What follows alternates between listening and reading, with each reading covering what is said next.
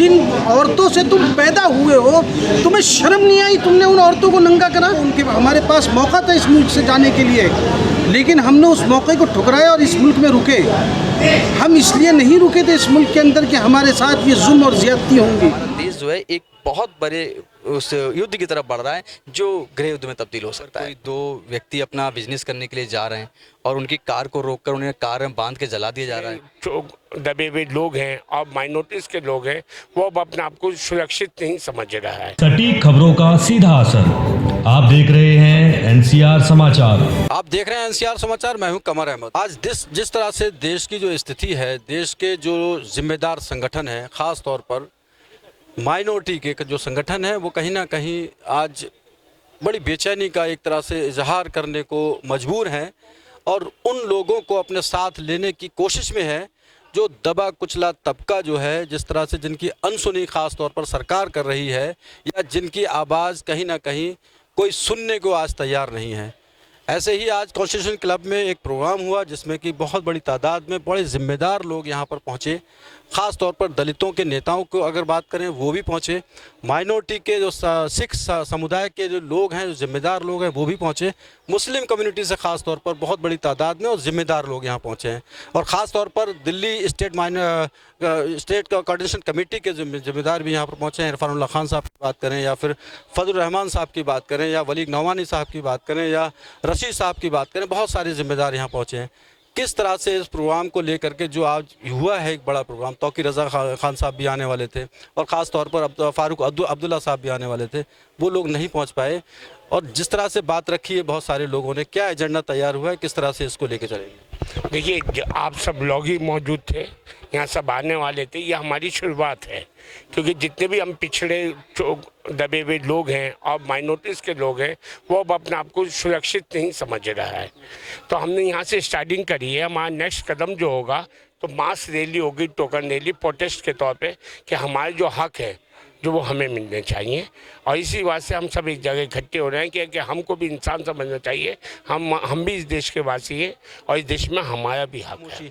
Organising committee जो कि यहाँ पर इस टाइम मौजूद हैं, आप लोगों ने प्रोग्राम किया, किस तरह का ये एजेंडा और किस तरह से आपको आगे लेके जाएंगे? सर, ये एजेंडा है कि हमारे देश के अंदर जो माइनॉरिटीज़ पे लगातार जो हमले हो रहे हैं, हम देखते हैं कि कहीं पर कोई दो व्यक्ति अपना बिजनेस करने के लिए जा रहे हैं और उनकी कार को रोककर उन्हें कार में बांध के जला दिया जा रहा है, वो हमारे मुस्लिम समुदाय के लोग हैं। या फिर हम देखते हैं कि कहीं पर बुद्धिज़्म जहाँ दलित से लोग निकल कर आते हैं और बाबा साहब अम्बेडकर को मानते हैं और वहाँ पर उन्हें कहीं ना कहीं प्रताड़ित करते हैं जाति के आधार पर। हम क्या देखते हैं कि क्रिश्चियनिटी के अंदर हम देखते हैं कि वहाँ पर उन्हें किस प्रकार से बिल लाकर और किस प्रकार से उन्हें परेशान किया जा रहा है उत्तर प्रदेश के अंदर और बाकी जगह पर भी। तो हमारा सरकार से यही निवेदन है और हम सब जो यूनाइट हुए हैं उसका उद्देश्य यह है कि हम अपनी बात गवर्नमेंट तक पहुँचाना चाहते हैं संवैधानिक तरीके से कि हम भी इस देश के नागरिक हैं और हमें जीने का अधिकार है, हमारा भी उतना अधिकार है जितना बाकी सब लोगों का अधिकार है। कृपया हमें जो है उस तरह से जीने दें जो हमारे अधिकार हैं। वो एक कहावत है, जियो और जीने दो, और वो वहाँ पर जी रहे हैं वो, लेकिन जीने दूसरे को नहीं दे रहे हैं। कहीं ना कहीं मानसिक रूप से परेशान कर रहे हैं, कहीं ना कहीं कानूनी रूप से परेशान कर रहे हैं, कहीं ना कहीं वो ये भी शपथ खा रहे हैं। मैंने देखा है कि अब तो किसी मुस्लिम से खाना नहीं खरीदना है, किसी मुस्लिम को नौकरी पर नहीं रखना है, क्रिश्चियन के संग ऐसा नहीं करना है। यानी कि वे नौकरी, व्यापार और इन सब चीज़ों की शपथ खा रहे हैं। मीडिया, यूट्यूब पर वीडियो पड़े हुए हैं, सारे के सारे लोग यूट्यूब पर देख रहे हैं कि हाँ एक जगह पे सारे लोग इकट्ठे हो रहे हैं और वो एक शपथ खा रहे हैं। कोई चीज़ छिपी नहीं, हेट स्पीच लगातार आ रही है। तो इसे हम क्या कहेंगे कि हमारा देश जो एक देश था जहाँ से गंगा जमुना की तहजीब बोलते हैं और अब वो वहाँ पर कहाँ जा रहे हैं? हम कहाँ चले जा रहे हैं कि हम एक दूसरे को देख के नफरत कर रहे हैं, टोपी को देख के नफरत कर रहे हैं, दाढ़ी को देख के नफरत कर रहे हैं। हम बिजनेस और व्यापार की बात कर रहे हैं कि लेन देन नहीं करेंगे। हमारा काम यही है कि हम हिंदू, मुस्लिम, सिख, ईसाई सब आपस से भाईचारे से रहें। हमारा देश जो है एक बहुत बड़े उस युद्ध की तरफ बढ़ रहा है जो गृह युद्ध में तब्दील हो सकता है। मेरा नाम मोहम्मद यूसुफ है, मैं दिल्ली AIMIM से हूँ। मैं इस बात को कहना चाहता हूँ कि जब राजस्थान के अंदर एक मुसलमान एक हिंदू भाई की गर्दन काट देता है तो उसको फ़ौरन दहशतगर्द करार दे दिया जाता है। उसी राजस्थान से ट्रेन चलती है बम्बई के लिए, उसके अंदर एक पुलिस वाला 3 अलग अलग बोगी में जाकर और 3 मुसलमानों को दाढ़ी देखकर निशानदेही कर कर उनका कत्ल कर दिया जाता है, लेकिन उसको दहशतगर्द करार नहीं दिया जाता। क्या ये मुल्क में ऐसा कौन सा तासुब पैदा हो गया है कि जिन लोगों ने यहाँ की जंग आज़ादी के अंदर अपना खून बहाया, यहाँ की सरज़मीन के अंदर, यहाँ की ज़मीनों के अंदर उनका लहू भरा हुआ है, उन लोगों के साथ ऐसा क्या तासुब आप क्यों करना चाहते हैं? क्या उन्होंने इस मुल्क को अपना खून नहीं दिया? उनके बच्चे जो है यतीम नहीं हुए? उनकी बीवी बेवाएं नहीं हुई?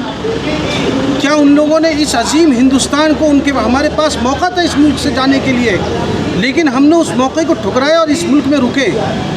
हम इसलिए नहीं रुके थे इस मुल्क के अंदर कि हमारे साथ ये जुल्म और ज़्यादती होंगी। हम इस मुल्क के अंदर इसलिए रुके थे कि जिस तरह दूसरों की हिस्सेदारी है, इसी तरह हमें भी हिस्सेदारी दी जाएगी।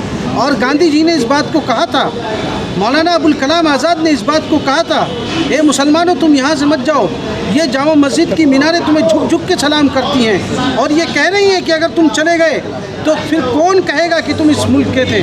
हम तो इस मुल्क की वजह से गांधी जी के कहने पर हम यहाँ रुके थे, राष्ट्रपिता के कहने पर। फिर हमारे साथ ये जुल्म सितम के पहाड़ तोड़े जा रहे हैं। नूह के अंदर किसकी वजह से फसाद हुआ उसके ऊपर नहीं देखा जाता। मुसलमानों के घरों को तोड़ा जा रहा है एक तरफ से, दलितों को क्या नाम, वहाँ मणिपुर के अंदर वहाँ क्या करा जा रहा है? एक तरफ से घरों को जला दिया गया, चर्चों को जला दिया गया, ईसाइयों को मारा जा रहा है, औरतों को, जिन माँ बहनों से तुम पैदा, जिन औरतों से तुम पैदा हुए हो, तुम्हें शर्म नहीं आई? तुमने उन औरतों को नंगा करा। के हालात जो है 9 साल के अंदर जो है बद से बदतर होते चले गए और माइनॉरिटीज़ के साथ भी जिस तरीके से प्लान जुल्म की एक फहरिस्त तैयार कर ली गई है, कभी जो है दाढ़ी के नाम पे, कभी लिंचिंग के नाम पे, कभी किसी और नाम पे, उसकी एक इंतहा होती है। और क्योंकि जो सत्ता में बैठे हुए लोग हैं वो एक धर्म विशेष के लोगों को ये मैसेज देना चाहते हैं कि हम अक़लियत के और ख़ास करके मुसलमानों के ख़िलाफ़ हैं, लेकिन ये मसला मुसलमानों का नहीं है, ये दलितों का भी मसला है, ये पिछड़ों का भी है, आदिवासियों का भी है, ये क्रिश्चियनों का भी है, ये सरदारों का भी है, ये सब का मसला है। और वो टारगेट करके एक एक चीज़ को जो है आगे बढ़ रहा है। अब आज की जो ये कॉन्फ्रेंस हुई है, ये नेशनल माइनॉरिटी कॉन्फ्रेंस, इसमें बहुत अच्छी चीज़ें निकल के आई हैं कि हमारे में एक यूनिटी होनी चाहिए, हमारे सबके मसाइल जो है वो एक जैसे हैं, मुश्तरका है। हमें जो है अगर एक को जो है के साथ जुल्म होता है तो दूसरा जो है उसके साथ में आके खड़ा हो, एक ताकत के तौर पे जो है हम सरकार के सामने हैं और सरकार की जो गलत पॉलिसीज़ हैं, जो सरकार के गलत डिसीज़न हैं, उनका खुले तौर पे मुकाबला करें और उसका विरोध करें। यह नहीं कि सरकार जो है उसे करती चली जाए और हम जो है उसे घर में बैठे रहें, यह नहीं होना चाहिए। इसके लिए आज यहाँ कई दलित MPs भी आए, मुसलमानों के कई बड़े रहनुमा भी आए, कई लोग ईसाइयों के रहनुमा आए और मुबारकबाद के मुस्तहिक हैं वो लोग जिन्होंने आज की कॉन्फ्रेंस करी। और ये राउंड टेबल कॉन्फ्रेंस जो है इसमें तमाम समुदाय से, तमाम वर्गों से, तमाम प्रदेशों से लोगों ने आके अपनी बात करी और ये एक राय जो है मुश्तरका निकल के आई है कि हम सबको एक जगह आना चाहिए, हमारे में यूनिटी होनी चाहिए और जो भी जुल्म होता है अक़लियतों के ख़िलाफ़ हमें आगे बढ़ के जो है उसका विरोध करना चाहिए। इस सब ठीक, ये कहना गलत है, हवा वाही हो जाएगा।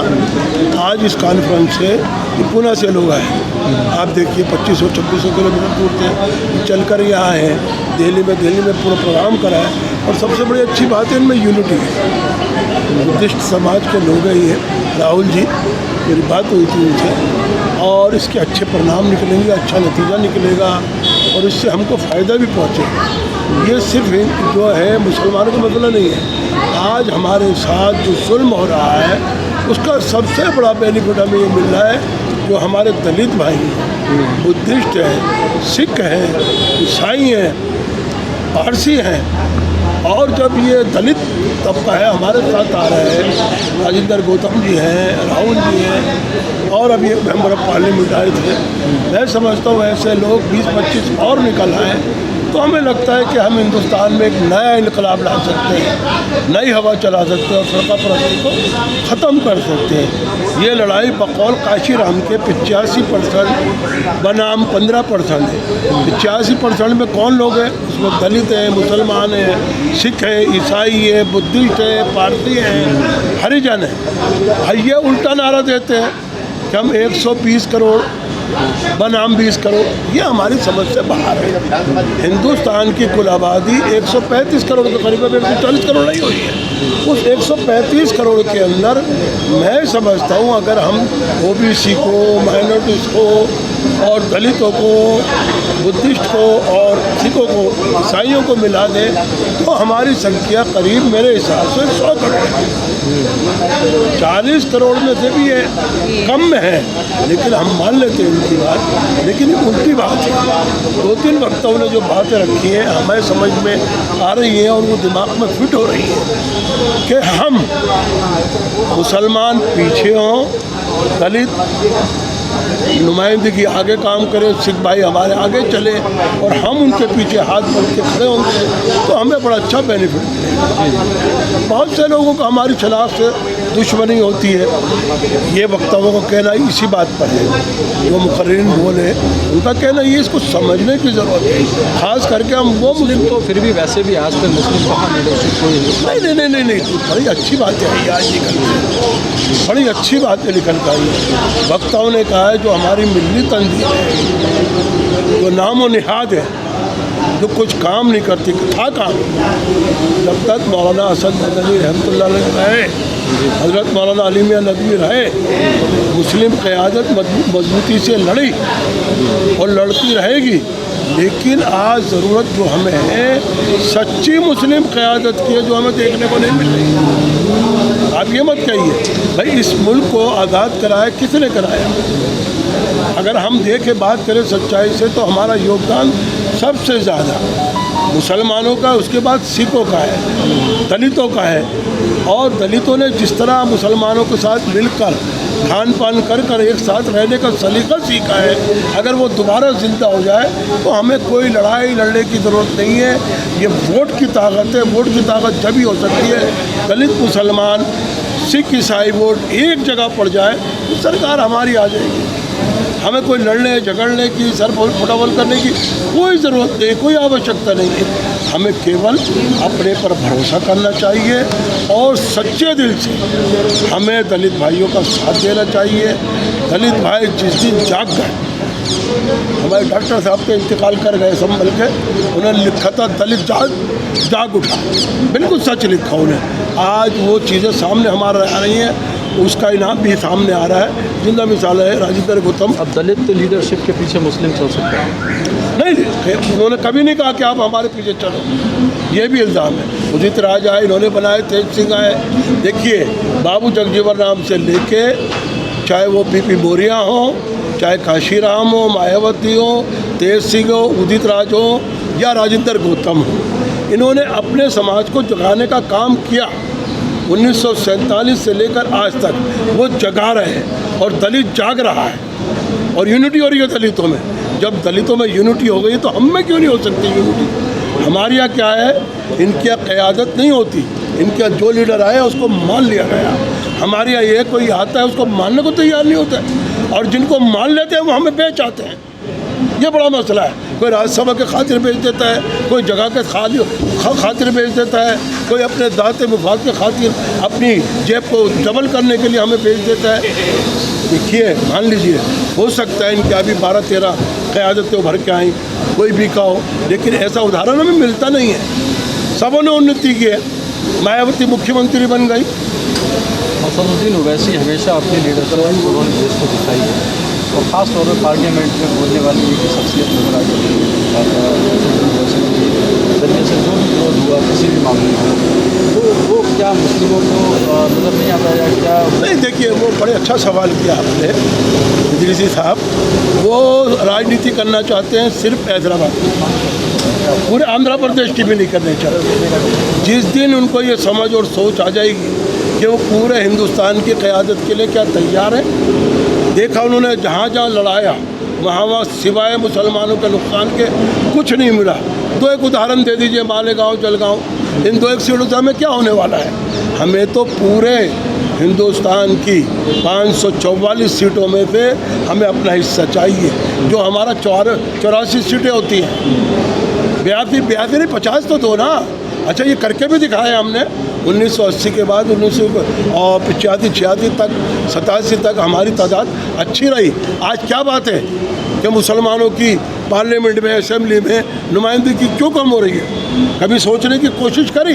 क्या है ज़ाती मुफाद। जिस दम हम ज़ाती मुफाद से ऊपर उठकर काम करना शुरू कर देंगे और अपने साथ ओबीसी के साथ अन्याय करना बंद कर देंगे ये शेखजादे बड़ी जात के लोग, उस दिन हम नया इनकलाब हिंदुस्तान में पैदा कर देंगे। हमारे साथ जो जुल्म और ज़्यादती की जाती है सिर्फ इसलिए कि हम ओबीसी के हैं, हमारे यहाँ पढ़े लिखे हैं। अब मैं आपको बता दूँ इदरीसी साहब, हिंदुस्तान की सबसे बड़ी मुसलमानों की क़यादत 1947 से पहले भी और उसके बाद तक 52, 53, 54 तक ओबीसी के हाथ में रही है। रईसुल अरार मौलाना हबीबुर रहमान लुधियानवी, मुफ्ती आज़म, मुफ्ती किफ़ायतुल्लाह रहमतुल्लाह अलैह, दोनों का ताल्लुक़ ओबीसी से था। उनके इस दुनिया से चले जाने के साथ हमको इग्नोर कर दिया गया, साइड कर दिया गया। अगर आज हमारा साथ देंगे तो हम फिर उनको सिर्फ इज्जत और सम्मान के साथ पार्लियामेंटों में, असम्बलियों में, चेयरमैनों में और समाज में उनको इज्जत देना शुरू कर देंगे जिस दिन ये हमारे साथ अत्याचार बंद कर देंगे। बिल्कुल, कहीं ना कहीं मुस्लिम कम्युनिटी का एक ख़ास तौर पर ये मानना है कि कहीं ना कहीं अगर दलित कोई क़यादत में आता है तो उसको पूरा सपोर्ट, पूरा सहयोग करके किसी भी तरह हो वो कहीं ना कहीं उस जुल्म को ख़त्म करने की कोशिश करेंगे, जो कहीं ना कहीं सरकार के द्वारा इस वक्त प्रायोजित माना जा रहा है, जैसा कि अभी कॉन्फ्रेंस में निकल करके आया है। आप देख रहे हैं NCR समाचार, मैं हूं कमर अहमद।